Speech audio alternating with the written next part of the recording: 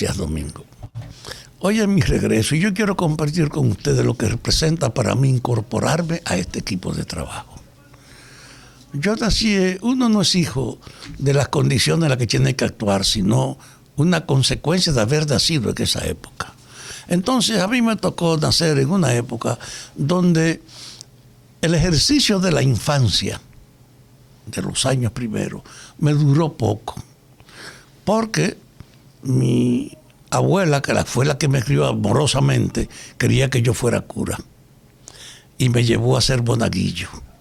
Y me incorporó entonces a la actividad religiosa, donde lo que prima es tu perspectiva de que tú estás trabajando para el futuro después que te mueras, y dos, para la seguridad de los otros.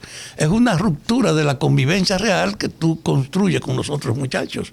Te separaba de la pandilla tuya y de la camarilla porque tú eres religioso y vivían relajándote los otros muchachos a ti por ese aislamiento. Es decir, a mí se me incorpora en una práctica donde no es tu motivación interior la que te impulsa, sino es la sujeción a los propósitos por los que tú estás ahí. Y entonces viene el problema en mi juventud de el estado actual de crítica a la tiranía trujillista. Y yo soy, con 21 años, prisionero en la 40. Y eso era hijo de una identidad también con lo que pretendían, por encima de sus propios impulsos, abrir un camino. Y ahí uno conoció a toda la gente que le fortaleció la importancia de tú reconocer que te adhería a un propósito.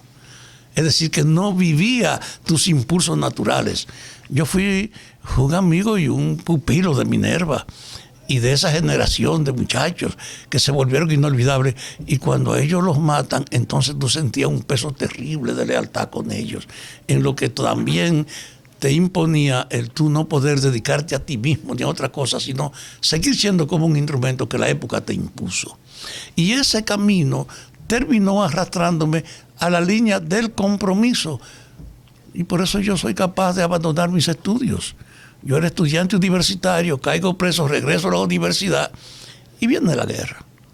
Y entre la opción de ir a continuar mis estudios o seguir en el compromiso, yo abandono la universidad. Es decir, me sentí siempre una víctima de la motivación interior por la que uno asumía el compromiso. Con todo el tiempo llega una situación en este estado. Yo tengo ya 82 años, forjado en ese ambiente, y entonces yo me encuentro hace un año con este grupo. Y en ese marco, esto es una cierta compensación a la forma en la que yo he tenido que vivir, que es relacionado con un propósito más allá de mi propia motivación personal. Es decir, compartir esa visión del compromiso colectivo. Y ustedes me han dado entonces esa hermosa posibilidad de yo sentir que regreso a esa dinámica interior que ha construido mi alma, que es trabajar siempre en grupo o tener propósito compartido, no un trabajo individual.